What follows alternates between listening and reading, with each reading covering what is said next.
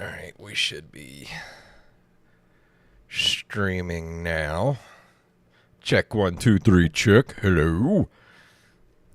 Hello, citizens. Check. I gotta get used. I got a new mouse pad too.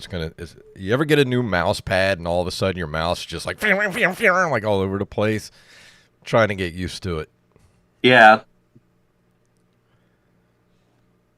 I can't remember the last time I bought a mouse pad. I bought this one at Five Below. It's one of those ergonomic ones with the wrist squishy part on it.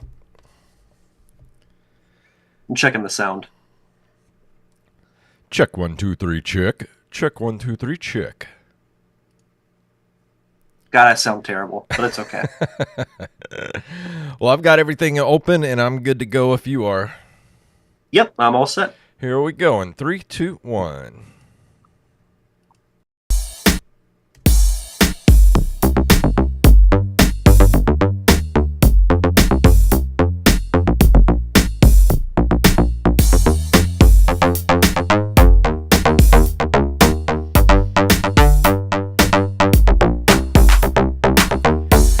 Greetings, programs. We're back for another episode of the Nerd Cave Retro Show. My name is Jason Robbins.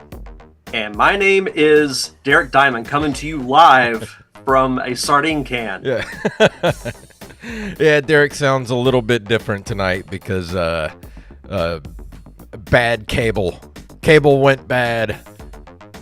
Yep, I got everything set up for the show, turned on my recorder, tried to check my audio levels and saw nothing was coming through.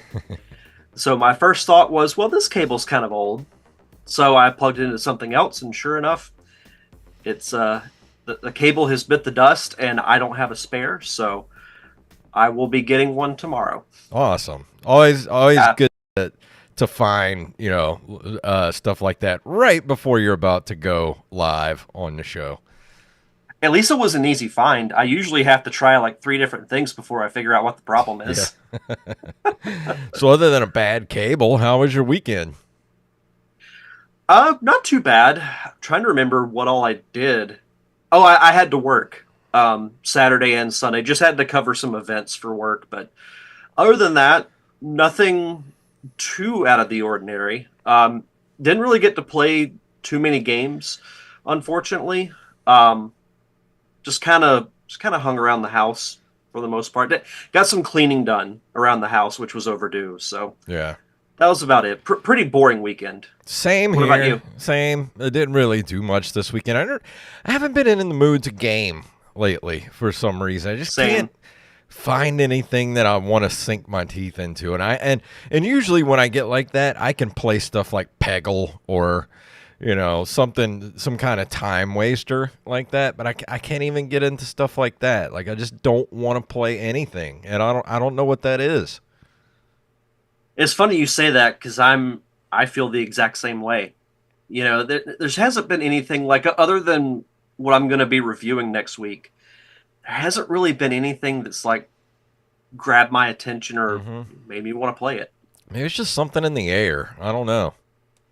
It's that little tease of fall we're getting here. I meant to say that at the beginning in the latest Nerd Cave Retro weather report. Yeah. it kind of feels like fall a little bit. A little bit. I don't know if it feels that way around where you are. Yeah, well, I mean, once it gets down to around 92, that's when it starts to feel like fall around here. So, we're in the low 90s, so it's getting there. We're getting there. It's been in like the 80s, and the nights have even been in the 70s, which has been nice. So I saw the weather forecast on Friday. The low for the evening is 72. Oh, God, I can't wait till it gets down in the 60s. Oh, it's going to be awesome. Almost time to break out the hoodies and the long sleeves. Yeah, that's good gaming weather when it gets cold. That's when I'll be ready to start playing some stuff. Yeah, when you want to stay inside, you're just like, oh, it's too hot, but now it's too cold. So, video games. Yeah. But speaking of video games, we got a little bit of news to get to this evening. You ready to jump into it? Let's do it.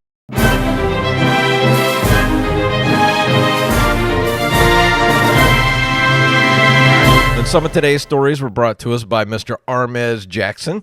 So, if you have a news story you'd like us to cover, send it to nerdcaveretro@gmail.com. And this first story is not video game related, but it is our generation pop culture related, and it just broke a little while ago.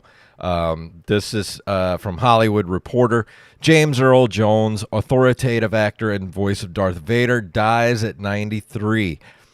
James Earl Jones, a commanding presence on screen, who nonetheless gained greater fame off camera as the sonorous voice of Star Wars villain Darth Vader and Mufasa, the benevolent leader in The Lion King, died Monday. He was 93.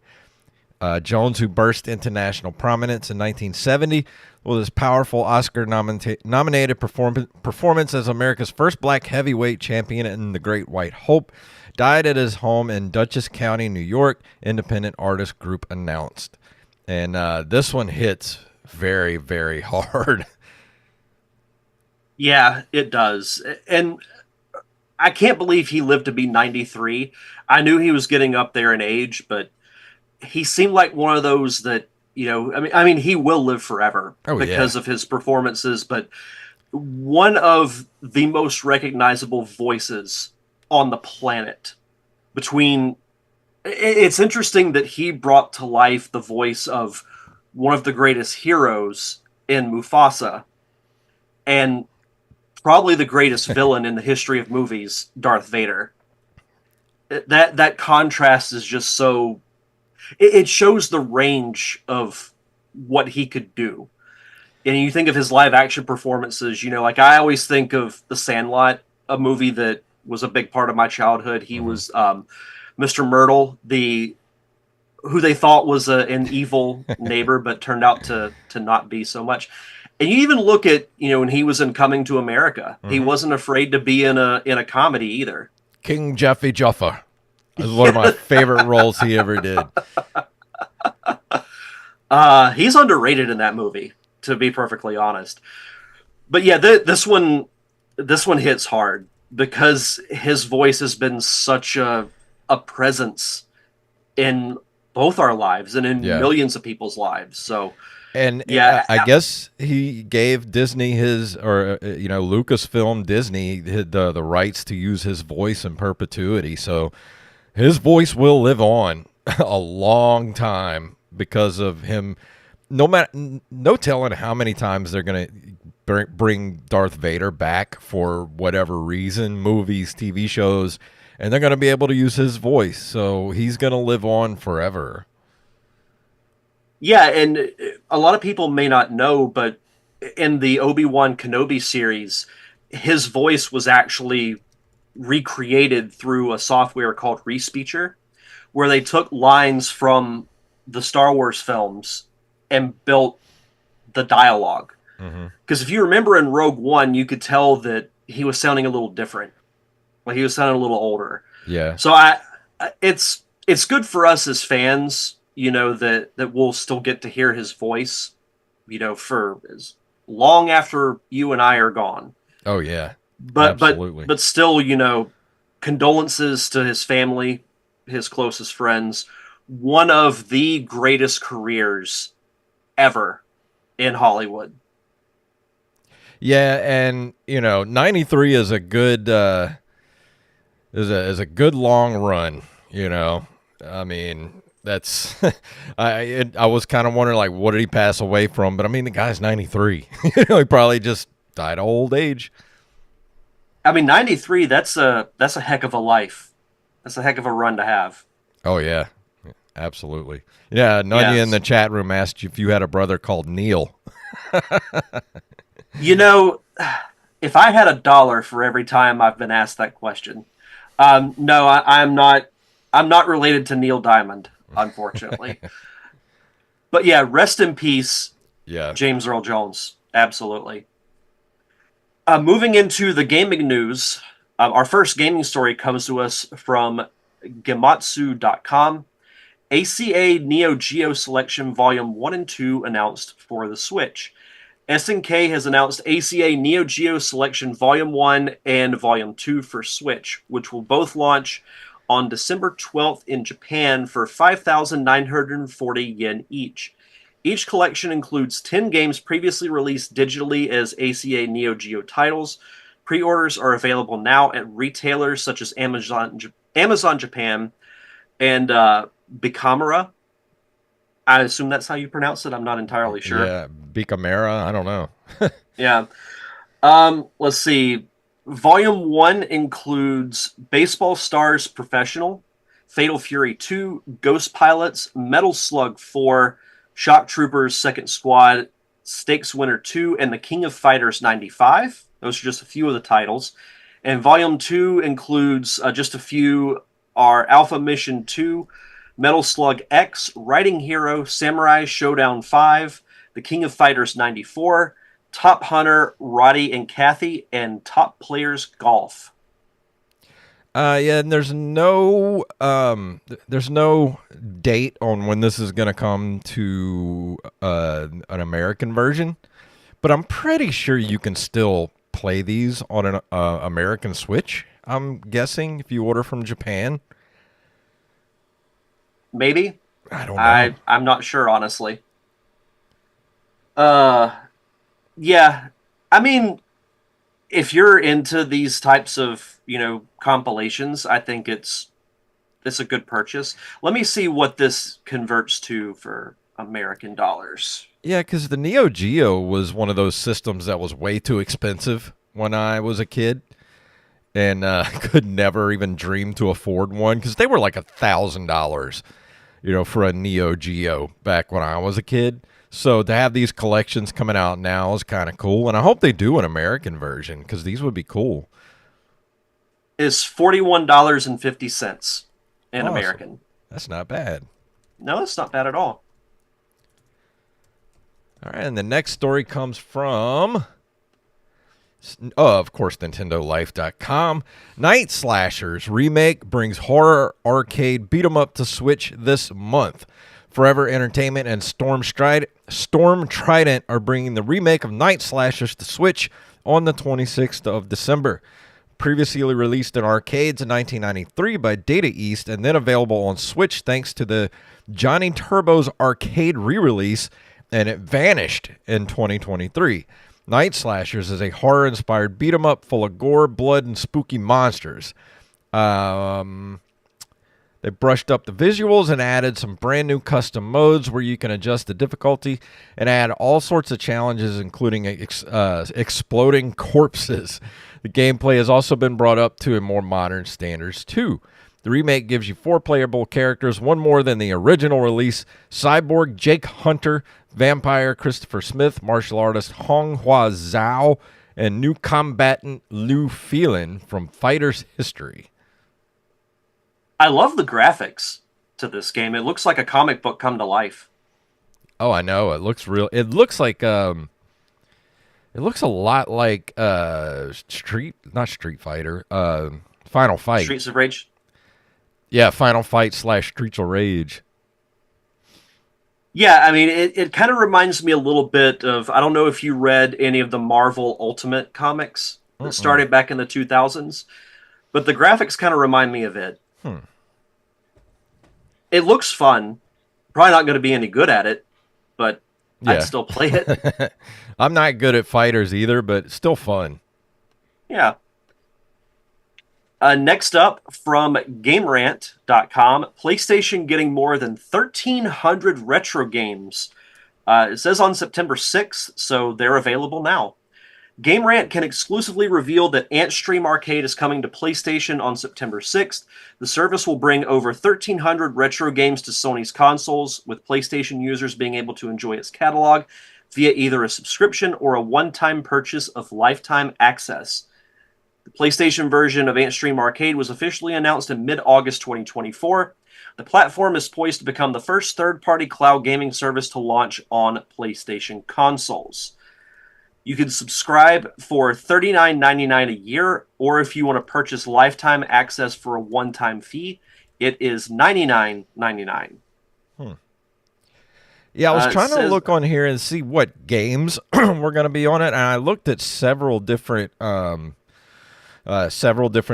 but it didn't really give a list of what games it's going to be. Yeah, So, I didn't see anything either. but that's a lot of games, though. Yeah, I mean, I think it'd be worth it for $39.99 a year if you have access to that many games. Just chances are there's going to be at least a couple that you Yeah. enjoy. So I mean, it's got to be PlayStation and PlayStation 2 games, but, I would love to see a list, at least of a couple of them, but they didn't give anything. They're just, every article is like 1,300 games coming, but we don't know what they are. So, all right. yeah, this will definitely be something to follow. I mean, I know it says that the Antstream Arcade is available now, but you'd think there'd be a list of games since Yeah. it's available. I Unless it's guess, like one of those mystery boxes like you yeah. get at Pensacon where it's like, oh, you hmm can buy it, but you don't know what Yeah. games you're going to get I guess we'll, until you open the box. I guess we'll find out in the next couple of weeks. Yeah. Well, actually, what? September 6th was what? A couple of days ago. So Yeah, that so was, that's what's weird is that huh. you can't find anything now. Yeah, because I looked at the articles yesterday, and none of the articles gave any list of the games that were released. That's weird. There. While you read this next story, I'll see if I can find it. Okay. This last story comes from GamesRadar.com. Former Nintendo president jokes he'll sell his N64 collection for $70,000, but fans are taking the offer seriously. I'll buy the whole tub. As retired Nintendo president Reginald Reggie Fils-Aimé shows off some of his impressive N64 collection, fans have asked to purchase it, and it looks like they're serious. I left his role as president of Nintendo of America in 2019, but has maintained his presence online since. One of his more recent posts features a chunk of his beloved N64 collection with various retro games stacked neatly in a plastic tub.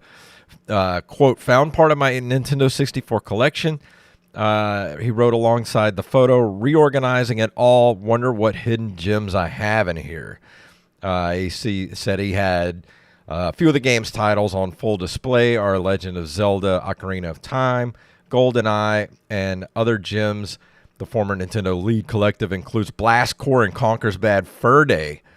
And people are saying that they will... he said... after getting some offers, he extended an offer of his own. This article's written weird. He said, $70,000, I will sign them for you. The replies following this are wild fans gathering from all corners of the web to try and ensure that Omni can snag the coveted collection. Omni will cash app you right now, reads one. Would chip in, not gonna lie, writes another person. And so apparently this guy named Omni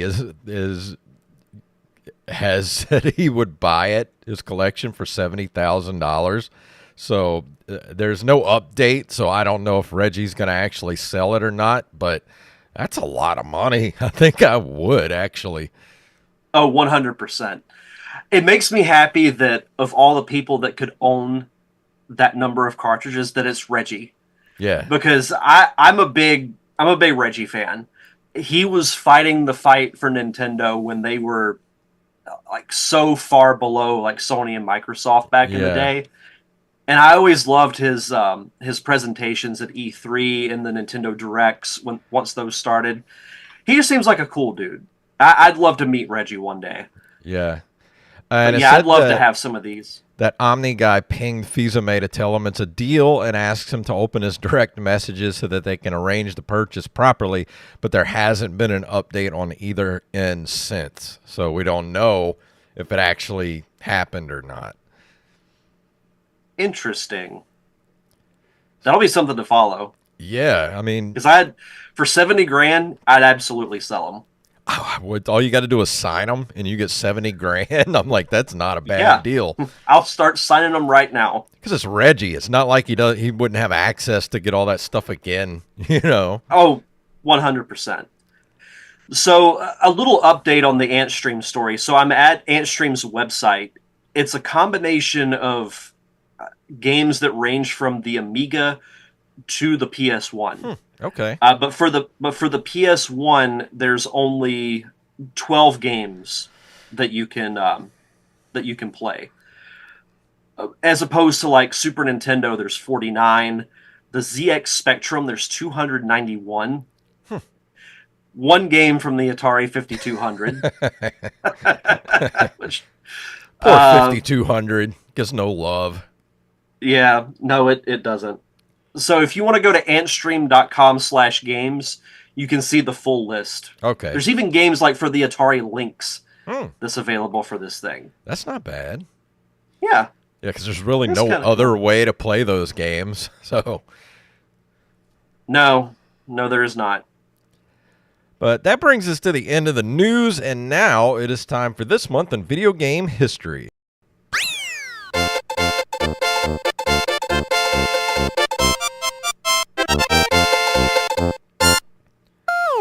September 16th of 1982, Namco releases Pole Position, one of the first games with stereophonic and quadraphonic sound. Featuring a pseudo 3D third-person rear-view perspective, it becomes the most popular racing game of its time. I still need to play Pole Position. You've never played Pole Position? I have never played Pole Position. Oh, man, that was an arcade staple when I was a kid. Available for the arcade, Atari 2600, the aforementioned Atari 5200. I think I had this for the 2600. Atari. Oh, yeah? Yeah, I think so. I might have to look through my tub that I have my 2600 stuff in, see if I have Pole Position in there. But not the N64 games signed by Reggie. No, those aren't on your tub. Yeah, mine. If I had those, we would have a lot better equipment to do the show.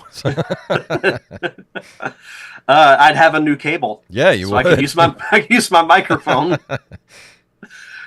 September of 1983, Konami releases Track and Field for arcades in Japan. This has all the feel of like a classic NES black box game. So is this the Track and Field?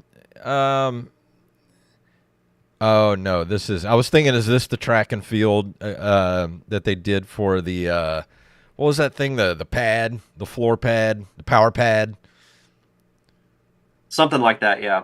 But this is different because I remember actually. I think I had. Was this for the 2600? Yeah, yes. I had this for the Atari 2600. I remember this game. You know why? Because when you wanted to run in the game, you remember the joystick for the Atari 2600, right?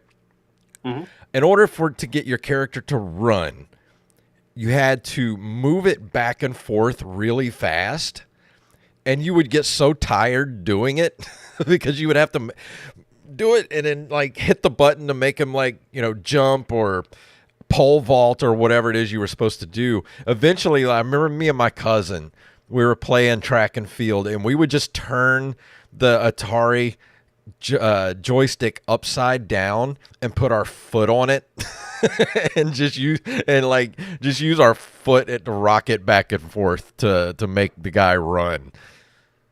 That sounds so painful. It is. It's like, why would you do, like, why?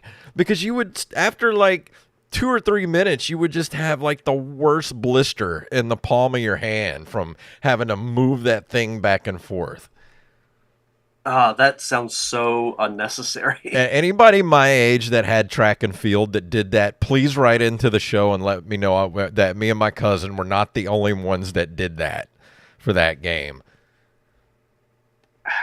I had no idea you had to do that. I mean, I've never played this game, so yeah, because the faster you moved it back and forth, the faster the person would run on the screen. You know, there was something similar in Banjo-Tooie when you had to do a race. You had to take the joystick on the N64 controller and you had to move it really fast, kind of like that. Ugh. And it was awful. That's the worst. Why would you do that? That is the dumbest thing ever. I have no idea. Let's see. September 29th of 1996, IGN is founded. arguably the most popular video game site still going on this planet. I didn't realize it was all the way back in '96 because I didn't start reading IGN until like the early 2000s. It was around the same for me. I remember especially like around 99, 2000 and on, especially during E3 time. Yeah. As soon as I'd get home from school, the first thing I'd do is go straight to the computer and just find out all the information I could. And then the next day, because cell phones weren't really a thing back then. This was right before cell phones really became like where everybody had one. You had to wait till school the next day to talk with your friends about, like, oh, we saw the new Zelda at E3 or so on and so forth. Unless you were on a message board and then you were hanging out with your friends there, which message boards were basically just like early Reddit, basically. Yeah. Yeah. I've been getting into Reddit a lot lately. It's actually quite... It gives me that throwback of being on a message board. This next one is I can hear... I think Joey's ears are tingling for us about to read this next one. Wait. I can hear it all the way in Oregon. Yeah. September 9th, which also happens to be today, of 1999, Sega releases its final home console, the Dreamcast, in North America. If my math's correct, that's 25 years? Yep. Jeez. A quarter century old. My God. Wow. It seems like yesterday I was seeing the advertisements for the Dreamcast, for Sonic Adventure. Yep. It seemed like yesterday. Dreamcast was a good console. It was. It still is a good console. I'm talking about our friend Joey, Mr. Joey Image, who is in Bend, Oregon right now at Bend Studios with the people that brought you Days Gone. He's been sending us pictures all day. So freaking... And he went to Blockbuster. The last Blockbuster. I'm so jealous right now. Damn you, Joey Image, and your... getting to go do cool stuff. But he loves the Dreamcast, and he's got like 5 of them. And I traded a Sega Saturn for one, and I love it. The Dreamcast, I'm like, as soon as I started playing it, I was just like, how did this thing fail? I don't get it. I don't know. That'd be an interesting story to read up on, is why did the Dreamcast fail? Because it had good games. Yeah. And the graphics on it are beautiful. The interface is, very easy to navigate. All the homepage and all that kind of stuff. Everything's pretty, I don't know, like very well done. And then I'm sitting here playing this Dreamcast, and I'm like, how did you fumble this so badly, Sega? I might have to message Joey and inquire about purchasing one of his said Dreamcast. Oh, I'm sure he will. He did that unboxing not too long ago. Literally, if you haven't been watching it or been following us for very long, our friend Joey that we do commentary tracks with, he's got his own YouTube channel at Joey Image YT. And about a year or so ago, 2 years ago, someone sent him a Dreamcast that was still sealed in the box, and he opened it on stream, and I think it's still up on his YouTube page. So if you want to go check that out, it's really cool. I mean, it's getting to open up a brand new Sega Dreamcast that had never even seen the light of day, still in the packaging, was so cool. Yeah, it was awesome. And up next, we have September 12th of 2003. Valve releases their game distribution software, Steam, out of beta. I didn't know Steam was that old, too. 21 years old. I didn't either. As soon as I read it, I'm like, that kind of worked out for them. Yeah, it did. Probably the #1 video game distribution engine or marketplace in the world right now. I mean, Valve is just making money, just not doing anything, just being a store. They probably make as much money as like Amazon, and they've never gone public. They're just still, privately owned. Mm-hmm. And I mean, you can't blame them. With as much money as they're making, I'd be doing the exact same thing. Me too. Steam is really one of those softwares that I think changed gaming. Oh, Like, I have no absolutely. clue where like PC gaming or online gaming would be if Steam didn't exist. I just want to have what Steam makes in a day. That's all I want. Just whatever Steam makes in a day, just deposit that in my bank account. We'll be good. Yeah. Yeah, same. And lastly, on September 1st of 2004, Acclaim declares bankruptcy and closes its doors. Oh, I know. I can't believe Acclaim's been gone for 20 years. I mostly remember them for the old wrestling games from back in like the late 80s, early 90s. I think even into the late 90s too. Especially that god awful ECW game that came out back in the late 90s. That yeah. I might review that for the wrestling month. Hmm. It is so bad. It is an I remember becoming a fan of ECW towards the end of its run. This is when like most of their major people had moved to the WWF, Yeah. but they still released this game, and like I love the wrestling games from back then, and I'm like, oh, I can't wait to play it. And in about 15 minutes, I'm like, I'm good. It was bad. It was just real bad. Yeah, that was the thing about Acclaim. Like this, they was either a hit or miss with Acclaim. Like they could put out something awesome or completely terrible. There was no in between. Mm-hmm. Upstate Metal Cowboy asked which ECW Anarchy rules. Yes, I believe so. But yeah, we're gonna for WrestleMania month next year, we're gonna do we're gonna review all wrestling games for that month. So that's gonna be fun. Yeah, I can't wait.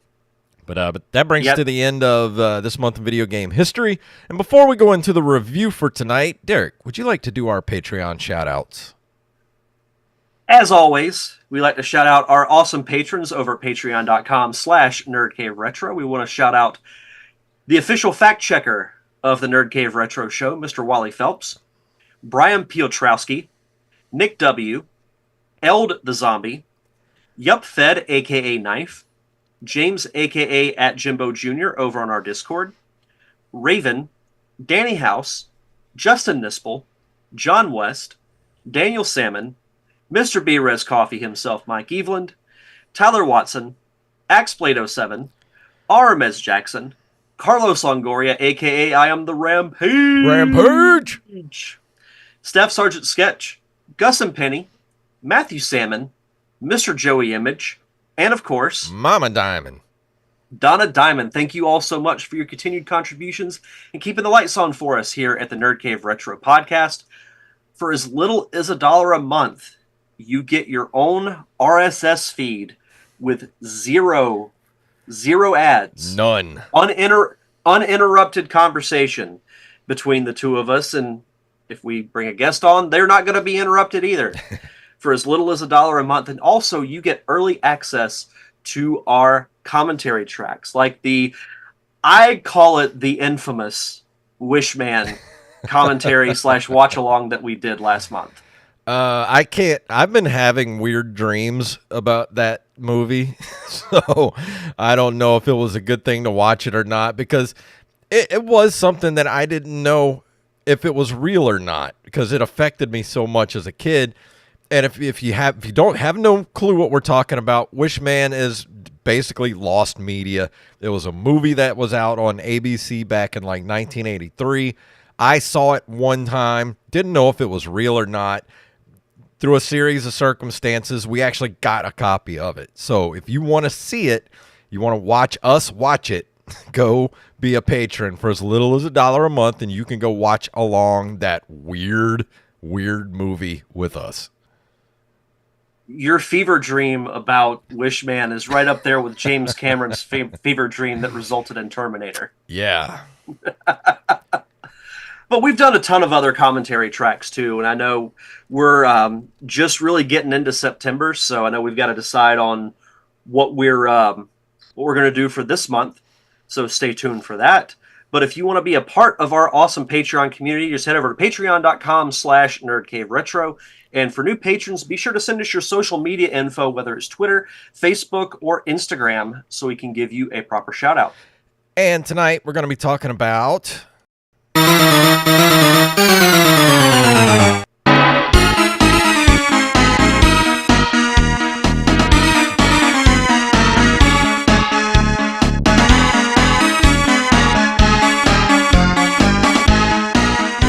very Killer Clowns-ish. Like, I hear this music and it makes me think of Killer Clowns from Outer Space. A little bit, yeah. It makes me want to do like a little dance and jig around the living room. Yeah.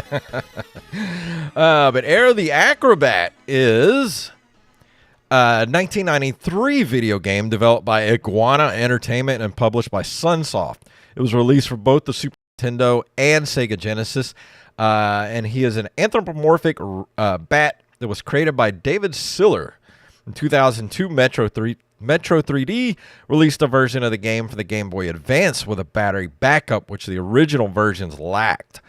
And the Super NES version was also released on the Wii's Virtual Console in the PAL region on July 23rd, and in North America on July 26, 2010.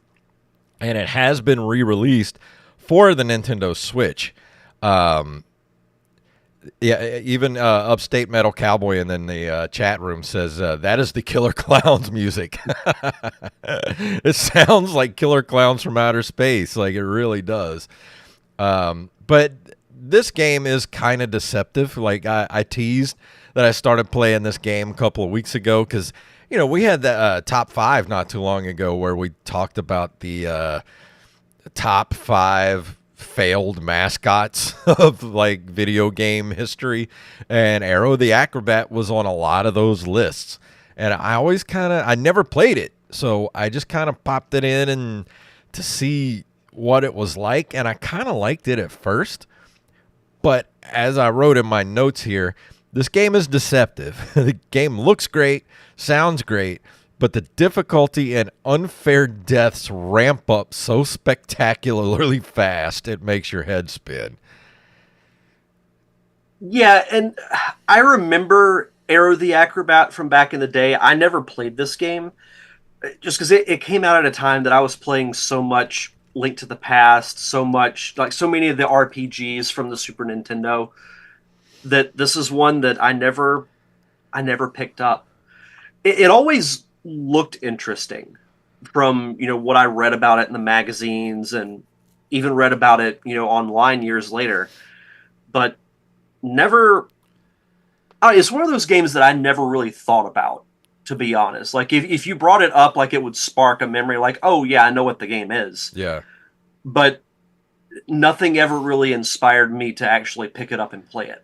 Well, the thing is, my biggest gripe with this game is not the level designs are a little crazy because the levels themselves are kind of big, but it's not just a left to right platformer. It's like, it's these huge levels that go up and down and to the side, and like you got to kind of memorize where you're going because it's kind of maze-like. But the things you have to do, like the way you control Aero in the game is you don't really have any attacks.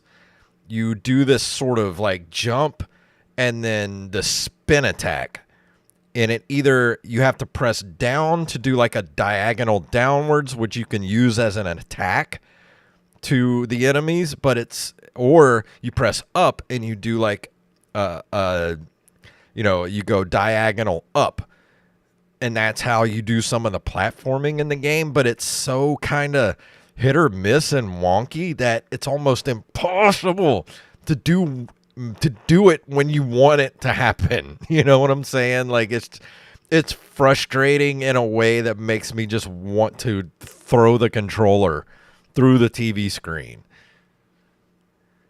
It seems like it's almost limited by the concept of what it is. Like, I could see there being a good game in this. Yes. Like, exactly. It has a certain amount of appeal to it, with it being a, anthropomorphic bat. And the daredevil and kind of circus setting. But from the gameplay I watched, I just kept thinking, this could be so much better. Yeah. And there, I mean, you can throw stars. You can collect stars too and throw them. But I mean, it's another one of those things where it's like those weird button combination things you got to do to be able to do the different things in the game. But an Upstate Metal Cowboy in the chat room says, from what I've seen on the trailer, that spin attack seems versatile. It does, and it seems like a good idea. But in actual gameplay, like there's so many times in the game where you have to make these pixel perfect precise jumps that it's like I cannot get the timing down to go from platform to platform or jump and catch a swinging, rope or whatever to get where I need to go. And then there are spikes on the ground there's even parts of the game where you have to there are cannons that you line up to where you line up a cannon to a certain spot, which is hard to do because you've already got like these huge clowns running after you that you can't kill, and you're like trying to move this thing without getting hit. Then you get in the cannon and you have this little meter that goes up and down, and you got to hit it at the right spot to go just high enough to where you can go over to the ledge you need to get to, because if you get the meter too high, it'll just shoot you into the ceiling where there's some spikes hanging down and you instantly die. You're like, what the hell? Why would you do that? That sounds too complicated. Yeah. So I like my platformers to be a little simpler than that. I mean, something I was curious about too, and I'm reading up on it now, is like what the storyline would be in this type of a game. And it says here, it's a spoiled rich kid named Edgar Ector was a regular attendant at the World of Amusement Circus and Fun Park, but was banned after a failed prank almost killed a lion. 20 years later, Edgar became a powerful and evil industrialist. Aided by Zero the Kamikaze Squirrel, love that name, and his Psycho Circus gang, Edgar sabotages the fun park and kidnaps all the circus performers. Aero the Acro-Bat is the circus's greatest star and the only hope for rescuing the performers, including his girlfriend Ariel, and putting a stop to Edgar's evil schemes. Try and say Arrow and Ariel 10 times fast. And the thing is, I didn't get far in this game because it's so ridiculously hard to try to get through all these levels. And here's another thing that bugs me. There's only like four acts to the game, but there's 5 levels per act. So if you get up to like level 4 of Act 1 and you die, and you use one of your continues, it sends you all the way back to the beginning, like level 1 of Act 1 instead of level 4 of Act 1. Like it sends you all the way back, and that is so insanely frustrating when everything kills you in this game. The floors kill you, the ceilings kill you, the walls kill you. I mean, it's insanity. What is it with us and playing these games the last few weeks where it's like instant death? I don't know. And why are there so many spikes on the floor of a circus? That doesn't just that's a serious OSHA violation right there. Makes me wonder how well the circus is doing, if that's the case. But the thing is, I actually went and looked at a long play of the game so I could see some of the later levels. And there's some really cool stuff in the game. Like there's parts of the game where you have to bungee jump and capture keys as you're bungee jumping. There's another part where it actually uses mode 7, where you jump off this really high dive and try to land in a little thing of water. Then there's levels where you're on a roller coaster, and it's really cool level designs. If I could get to them, to actually play them would have been nice. But that would be too easy.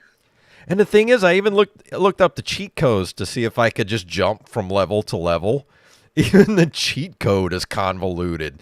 Like, you got to do like this 12 button, up X, left Y, all these different button combinations.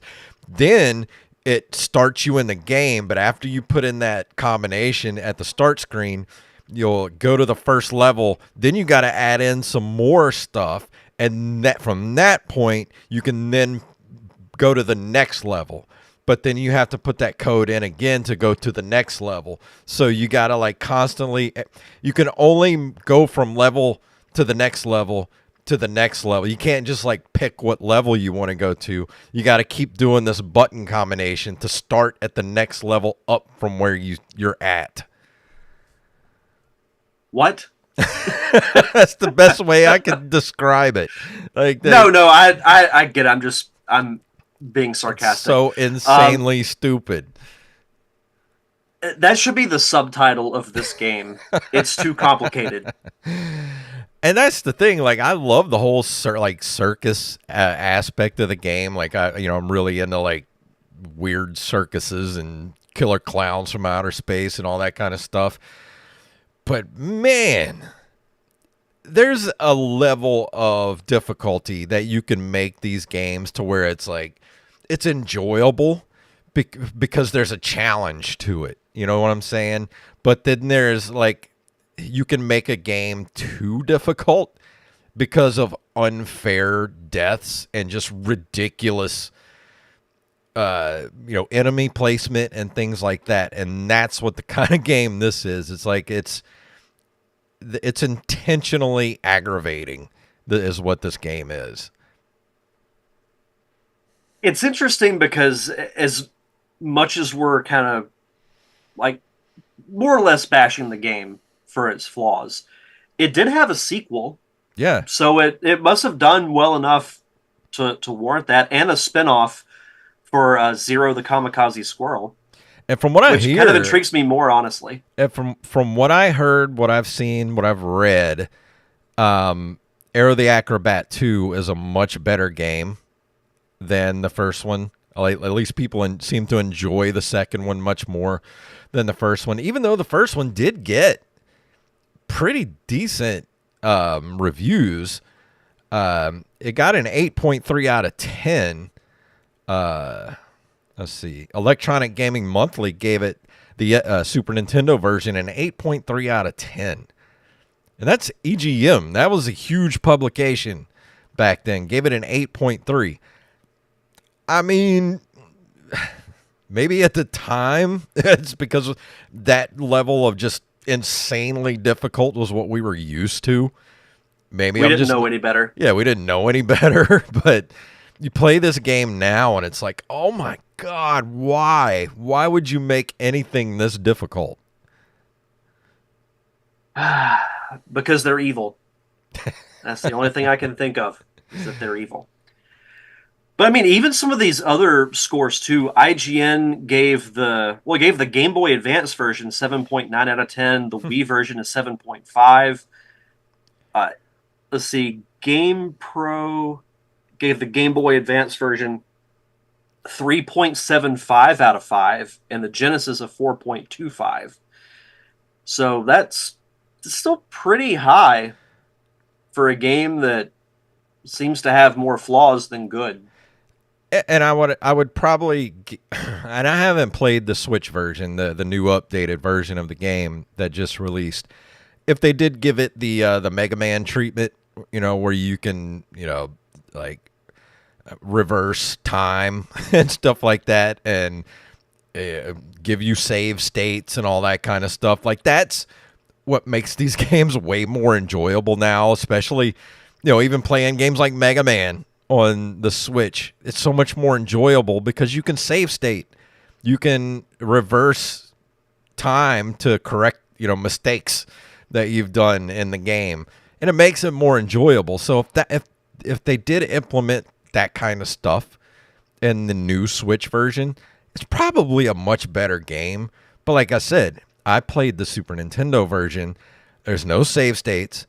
There's no, there's you only get two continues but or two continues after you get like 3 lives, but you get 2 continues, and like I said, you die and you go all the way back to the beginning of whatever act you're in, when there's 5 levels to each act. So, and that's what takes and each level is huge. So that's not fun. Who finds that fun? Evil game developers. Yeah. That's who finds them fun. An interesting award, though, it did win EGM's Best New Character in 1993. Yeah, which is kind of cool. I was reading something about the guy who created it owned the character, and he here it is. After the success of the sequels, Siller left Sunsoft and joined Universal Interactive. And Universal bought the rights and were intent on making Aero their mascot. He had intended to start up a sequel to the second game titled Aero the Acro-Bat 3D to be released on PlayStation to complete the series as a trilogy. But this concept never reached development as Universal turned their attention to Crash Bandicoot. And after the success of that game, Crash became their official mascot instead of Aero. And then he left Universal and bought back Aero the Acro-Bat. And then when he worked at Capcom, let's see, he wasn't able to form his own studio, but he was able to hire Atomic Planet to port his original game to the Game Boy Advance. And Metro 3D found the game very promising for marketing, and Siller directed the port during its development. So the owners, he still owns the rights to Aero the Acro-Bat. So I guess he's making some pretty good money off of it. Yeah. No, good for him. That is interesting that he almost became the Sony mascot. Yeah, that's weird. But instead it became Crash Bandicoot. Ah, the old failed mascots. Yeah. You gotta love them. I don't know. Upstate Metal Cowboy asked, didn't he make cameos in other games? I think he did, but I'm not sure about that. Because, Aero the Acro-Bat's kind of never really left the... I guess, like, he's not known publicly, but, like, gamers, everybody knows who Aero the Acro-Bat is. But I would imagine, I'm surprised we didn't see him in, like, some fighting games or something like that, like Smash Brothers or something. That would have been cool. He might have ended up in like Crash Racing or something like that. Yeah, that would have been more fitting. Yeah, that would have definitely been something he would have fit in with. Yeah. So what would you give this game as a number score? Oof, man.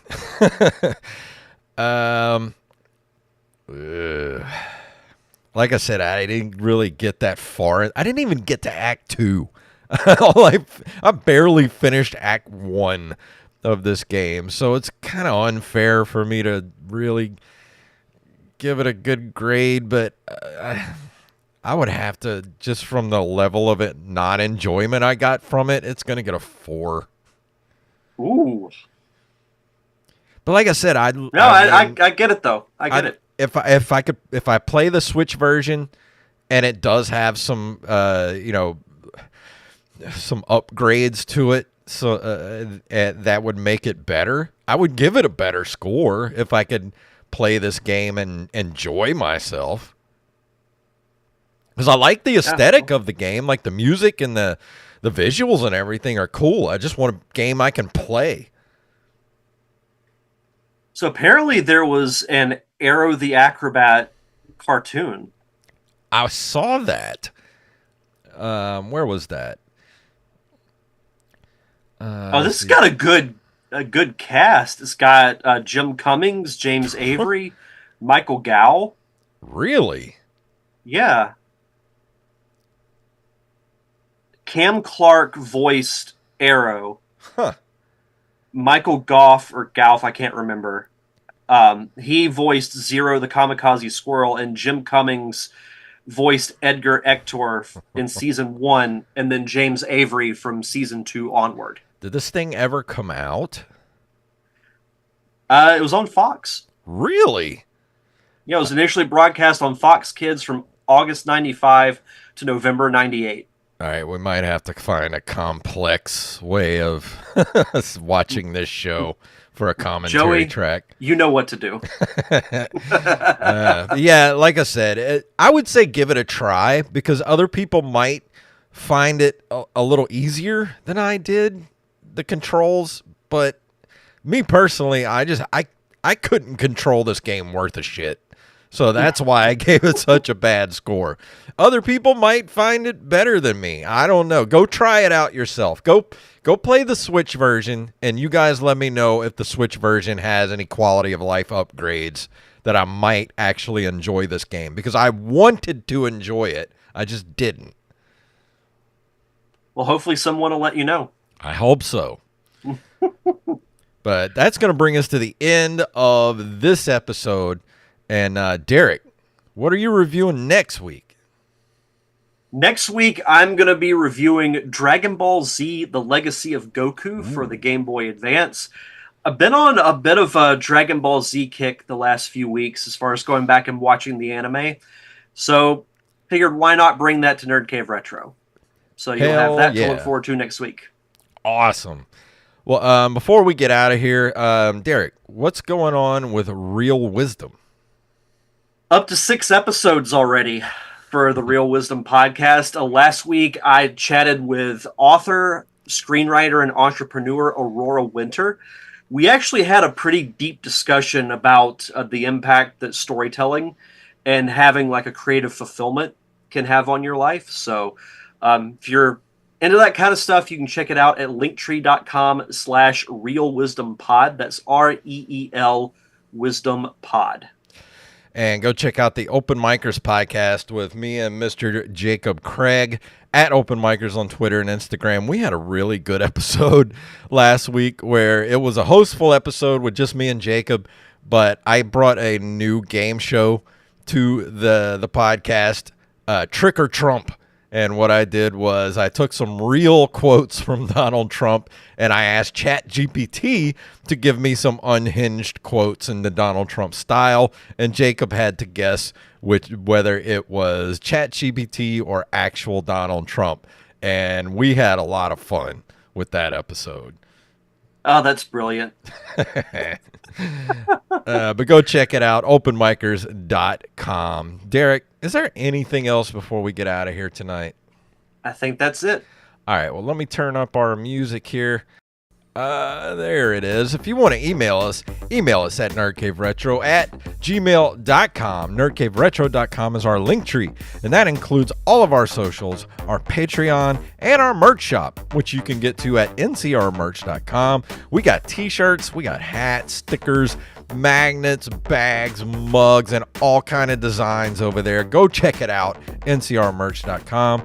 And if you can't do that, can't give us any a dollar for Patreon, you don't have any money, I get it. Times are tough. But you know what you can do? You can go leave us a review and or a 5-star rating on all podcasting platforms, and that helps us get in front of more eyeballs to the show. So thank you all for doing that. And Derek, please tell us what it's all about. May the way of the hero lead to the Triforce. Sure.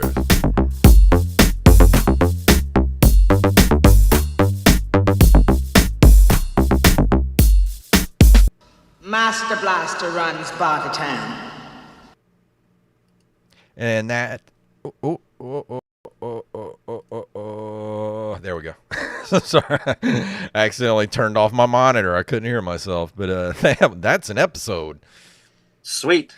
Scared me there for a second. Yeah, I was like, what happened to my sound? Thank you all for hanging out with us, and thank you for all the subscribers that I got tonight. Thank all the Upstate Metal Cowboy, and who else was here tonight? Nunya was here. Thank you for hanging out with us. So thank you for subscribing. We love you guys, and share us with everybody that loves video games, and we'll see all of you